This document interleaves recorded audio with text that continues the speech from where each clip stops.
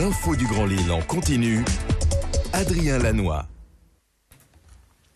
Mardi 7 février, bonjour à toutes et à tous, bienvenue sur Grand Lille TV, 7h30 en direct. Voici, sans plus tarder, une nouvelle édition du journal de la rédaction ce matin, avec d'abord vos prévisions météo, une journée assez humide dans l'ensemble.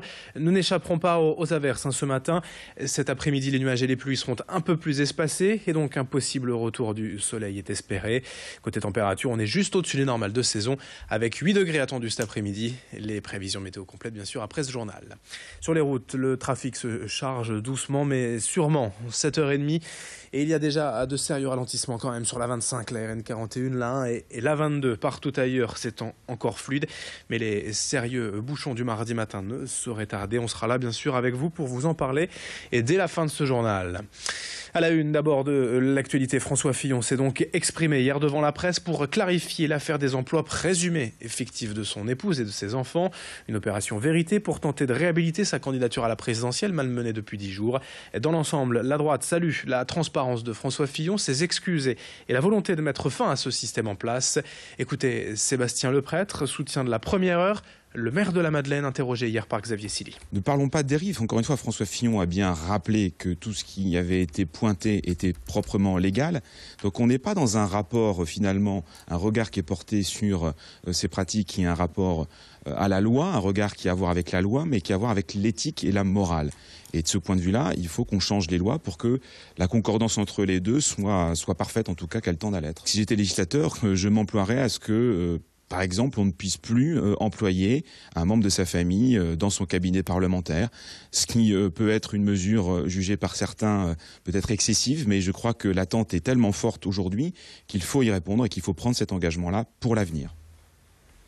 Dans l'actualité du jour également, l'opération Daily Jobs, aujourd'hui à Euratechnologies, face aux énormes besoins des entreprises du secteur, près de 2000 à 2500 recrutements d'ici à 3 ans.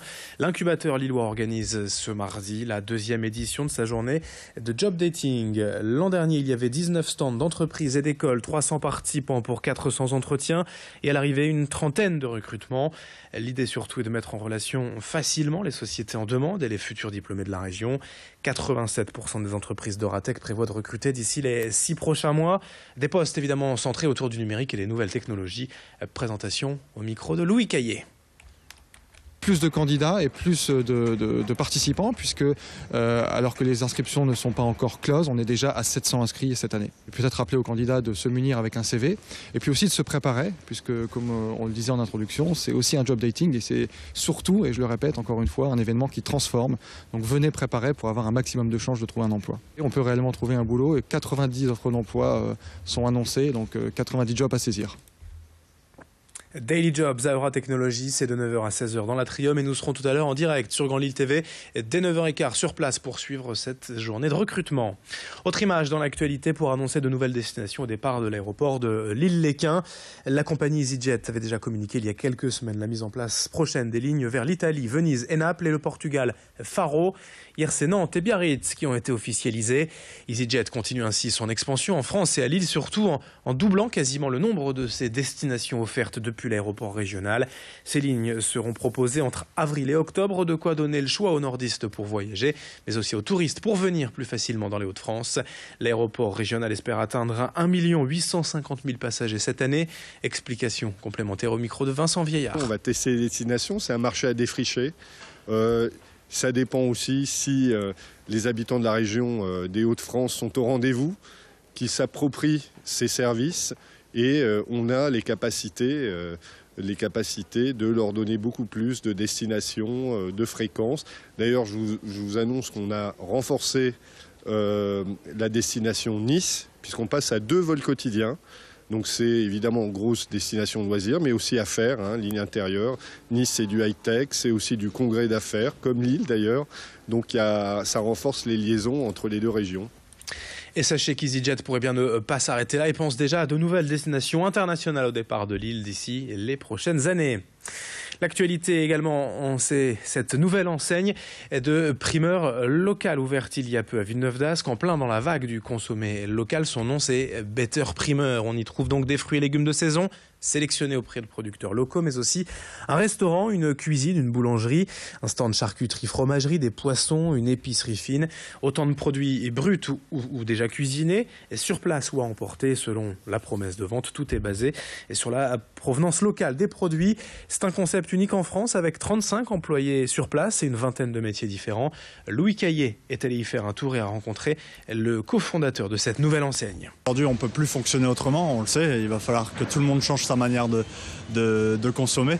Et comme c'était déjà dans nos mœurs à nous, on a voulu que le concept nous ressemble. Et donc clairement, les produits sont achetés soit directement en producteur, soit par des centrales, mais toujours de manière locale. Dans la mesure du possible, c'est difficile de trouver des ananas, en tout cas de saison, sur place. Mais pour tout ce qui est possible, on le fait de manière locale. Il faut savoir se restreindre en fonction de la saison, mais tout ce qui est, par contre, tout ce qu'on a l'habitude de consommer de manière responsable, même si c'est pas forcément local, sera présent chez Better Primera. Et puis on termine avec cette initiative originale et solidaire de l'association Lille Sud Insertion. Depuis une semaine, cette armoire un peu particulière est installée sur son parking rue de l'Arbrisseau. Son principe est simple, si vous avez un objet qui ne vous sert plus, vous pouvez venir le déposer dans l'armoire. Livres, vaisselle, vêtements, tout ce qui peut combler les personnes dans le besoin. Toute personne peut en fait venir chercher ou déposer un objet. L'armoire fonctionne sur le principe de l'échange désintéressé et c'est aussi un moyen pour l'association de se faire connaître, de mettre en avant les actions solidaires qu'elle mène au quotidien dans le quartier. Clotilde Leguévac a rencontré les responsables de Lille Sud Insertion pour évoquer cette armoire à dons. Tout le public qu'on accueille, nous, dans le cadre de nos ateliers chantiers d'insertion ou dans le cadre des accompagnements individuels, l'idée c'était aussi que ce public-là accueilli puisse venir chez nous pour autre chose que ça aussi, et simplement pour entre guillemets faire leurs courses et trouver des petits trésors, dans l'idée d'essayer de donner un peu une image un peu plus joyeuse de notre association d'insertion. 7h37 en direct ce matin sur Grand Lille TV, mardi 7 février. Dans un instant, vos prévisions météo avec Clotilde Leguévac et l'infotrafic en temps réel de ce mardi matin. De plus en plus de monde, bien sûr, sur les routes. On fait le point dans 1 minute 30.